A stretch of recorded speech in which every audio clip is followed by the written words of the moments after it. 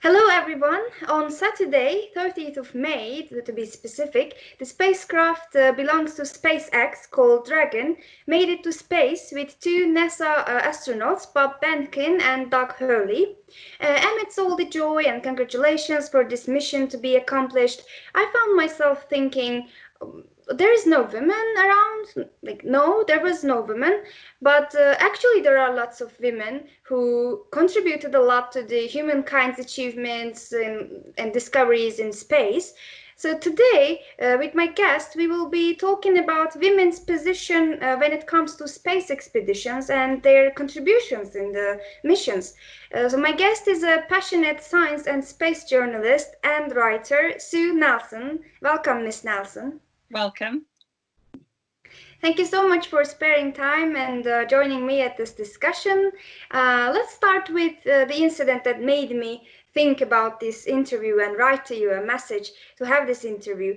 What were your initial thoughts? I wonder. What did you feel when the launch was accomplished? I wonder this because I also happen to know that your interest in space has started since you were a young woman at the early age. That's right. I've always been interested in science and space, and I remember as a child being called by my parents to watch the moon landings on the news.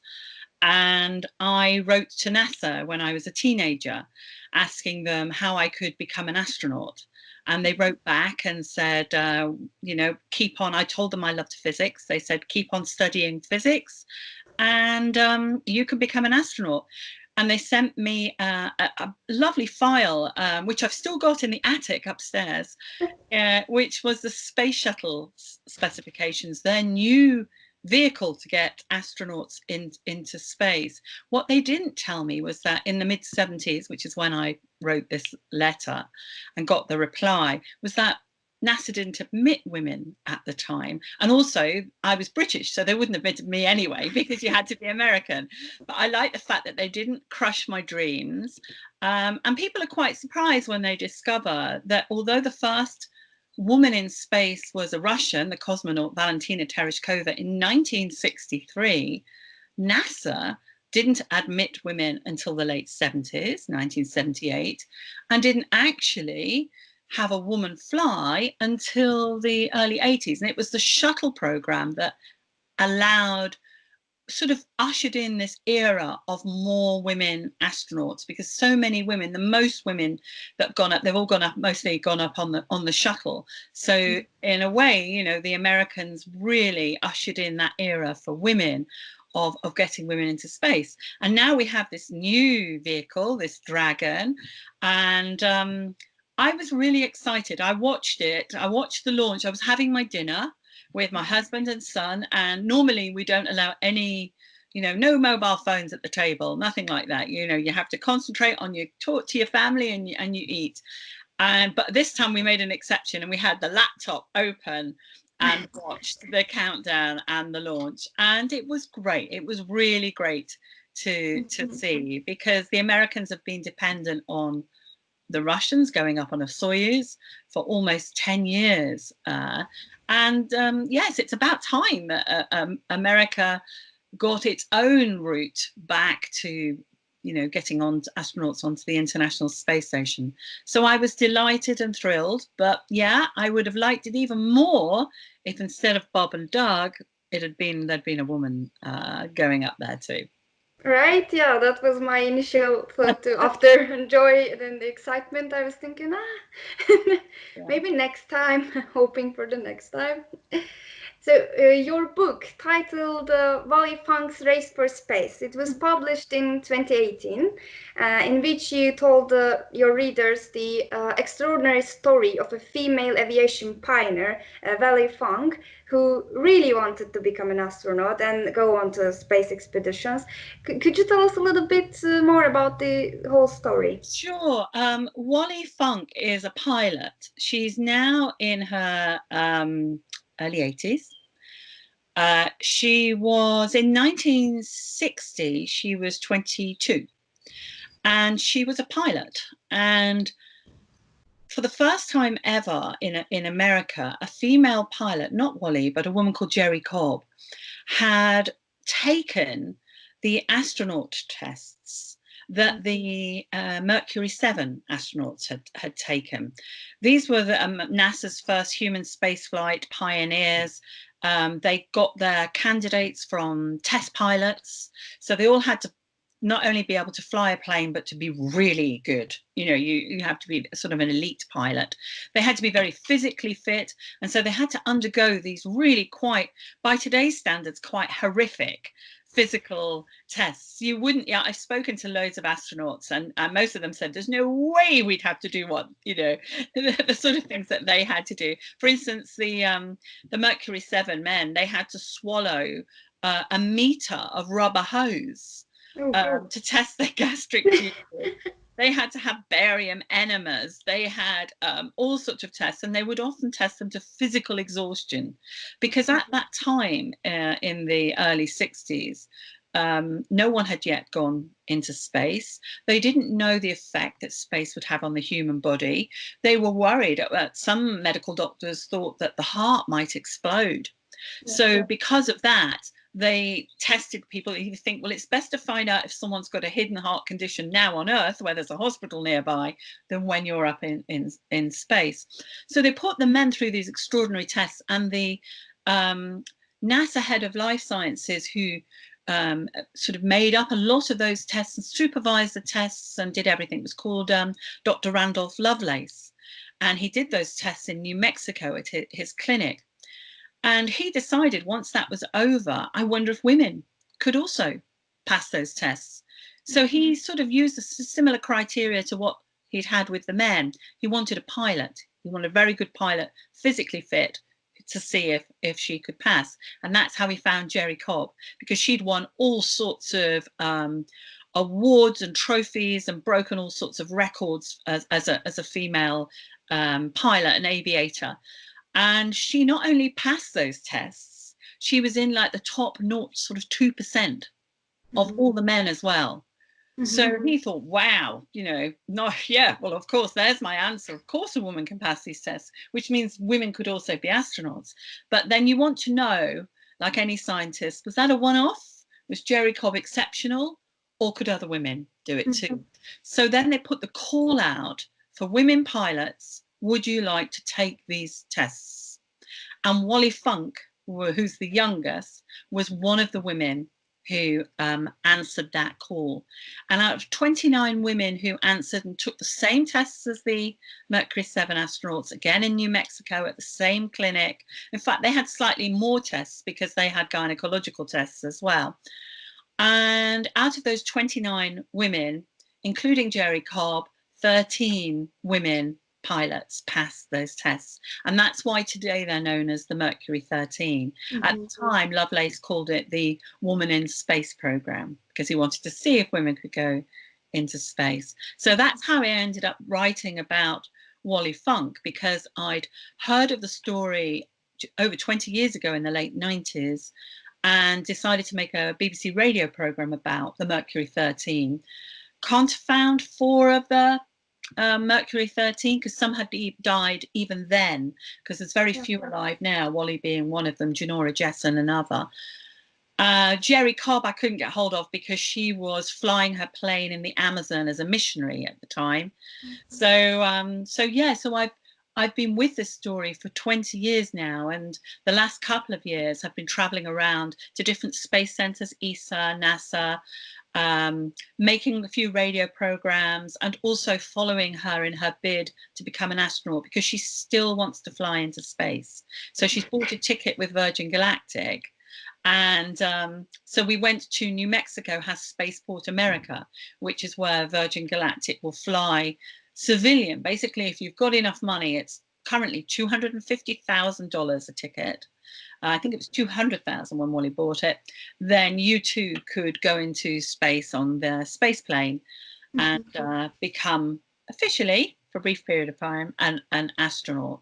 So it was about that journey and our friendship, and also about the history of women in space along the way, because I was so surprised so few people still don't know about the history of women in space, and that there were these women. I mean, they're sort of the hidden figures of the astronaut world in a way for women. And now it's great that so many more people are interested in women's role in space and space history, and discover, in the same way that the wonderful book Hidden Figures, that was later made into a film, and there's been like Lego NASA Women of Science and NASA sets of women like Margaret Hamilton, who did the coding for the Apollo launches, wrote the software, working at MIT. You're actually discovering more. And as you know, as a woman yourself, the more that you learn about women and what they've done, the more it inspires you and makes you think, wow, not only can I do, yeah, I can do this too, but it also makes you feel you're not alone. Yeah, perfect. That's what I wanted to ask you about also, like your part of this story, your take on this story, because the more you've been through into details with her or with other women characters who have been effectively involved in our achievements in many fields, actually, then you get to feel that and discover more things about yourself. Yeah, absolutely. And that's very empowering. And it doesn't just apply to women, of course. It applies to whether you're black or brown or whatever color. If you don't see women like you somewhere, then it makes you feel like you don't belong. And if you do go ahead and do what you want to do anyway, which I would say I'm one of those women, because I studied physics, and only 3 women in the entire year studied physics, so I only had 2 other women. I mean, that was lucky. A friend of mine studied engineering. She was the only woman in the entire year studying engineering. And that, I say that you women like that, we tend to just think, well, we're going to do it no matter what. But it's also slightly isolating, and it's good to know that there are others there who've gone before you, who've broken ground. And that's why it's important to learn about them and to know about them, because unless this is written down and put in history books, history has a tendency to be written by, I'm afraid to say it, whisper, white men. And so, surprise, surprise, you get whole chunks of wonderful history that have got no mention of women anywhere. And, you're thinking, oh, hold on. Really? So there's a bit of a revisionist history going on, because now I think a lot of historians are realizing, well, yes, we've had these wonderful tales of the achievements, particularly of NASA, of space history, that they'd missed something out. And I say, it's not just women sometimes. Like, I only recently found out that there were Native Americans in the space program working at NASA. And this is important. Why on earth would somebody omit that from the history books? So we've got to get this put back in and make not just women, but men as well realize that this has always been a journey that we've all been a part of. No one group has done this by themselves. No one. This is a humanitarian effort, and humanity, we're built of men, women, every race, every color, skin. So, the sooner people realize that, the better. Especially nowadays, as it seems with what's recent events going on in the USA, we really need to remember that. Absolutely. Sure. Under the skin, we're all the same. Yeah, exactly. As a journalist who has been researching and writing about these latest developments in space expeditions, and of course women in space, you were interested in listening to their stories. What were the things that you realized that kept women behind, or let's say, or behind closed doors? I think often it's the times themselves. At the time when the Mercury 13 tried to become astronauts, then the funding was withdrawn and none of them ever flew into space. They were also fighting against society's expectations. And society in the West, anyway, in the early 60s, expected women to be a mother, first and foremost, to be a wife, to have children. If you did have a career, there were certain acceptable careers like teaching or a secretary or a nurse. It certainly wouldn't be a doctor. you know, or a scientist, those weren't considered women's roles. And that's what has always, I think, held any group of people or society down, is that somebody has very much lower expectations and values of them than we might do ourselves. So that's the main thing, I think, that they had to overcome. And in many cases, the women often had, some of those women had to resign from their jobs in order to do the test, because they wouldn't be given the leave to do it. One of the Mercury 13, Jerry Truehill, her husband said, if you go and take those tests, it's either space or me. She went and did the tests and came back to divorce papers. So a lot of the women's, like any form of sort of rights, fight for your rights, it can involve a certain amount of sacrifice, and in some cases disappointment, because sometimes the time isn't right. You know, these women were ready and physically and mentally able to fly a spacecraft 60 years ago, but were not given the opportunity. Today, of course, we've got loads of female astronauts. There could still be more, mind you, but, you know, we've got lots of women who are leading the way, not just as astronauts in the space industry, but as engineers, as scientists, as computer coders, and they're very visible too. And like Samantha Cristoforetti at the European Space Agency, you know, a marvelous role model for women, who also, interestingly, happens to be a pilot, a very good pilot, because she came via the military route, and she's met Wally Funk, by the way. So it's yeah, we need to see those women and to read about them and to learn about them and encourage them, and that's why we've, you know, it's a bittersweet with. I love SpaceX and I love what they're doing. I would like it even more if we could see, when we see those shots of the mission control room, that there were more women. Exactly. And not only because that, like, okay, it should be proportionate, there should be women and men, but more like that they realize that women can do it too, and we should include them too. Because one of the things that little bit I was a little bit upset about when I look back at the history is that having the first women astronauts for NASA wasn't really about valuing the woman and thinking that she can do that, or the women can do that, but more like, oh, Soviets are preparing these women astronauts and they will make it before us and they will send women to space. So we should be quick about it, and we should also have our own women astronauts.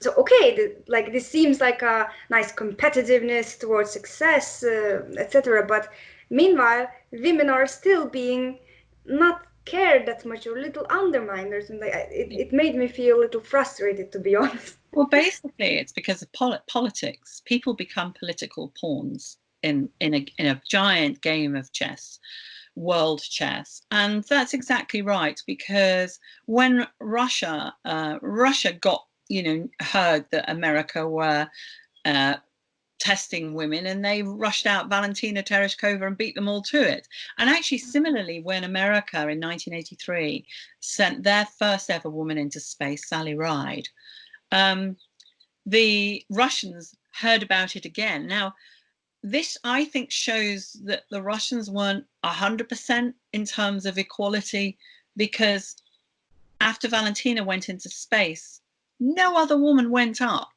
until a few months before Sally Ride flew. So they did it again as a political sort of, so that they got their second woman up before America got there first. And similarly, when, you know, the same when the first spacewalk for a woman, again, you know, the Russians beat them to it. And yeah, I absolutely understand your frustration, because on the one hand, it's good that women are suddenly, through that, getting an opportunity, but on the other hand, yeah, it's politics, not space. It's and it can so often, once they feel they've ticked that box, then women can be forgotten about. So it's much more important to have it as it is now. I think within the space industry, it's perfectly normal. I mean, I've met women in every form, engineering as flight directors, mission controllers, and I don't bat an eyelid now. You know, it's just like, yeah, that's great, you know, it's very visible, and that's crucially important. So I'm hoping, you know, the big thing with Dragon was Bob and Doug.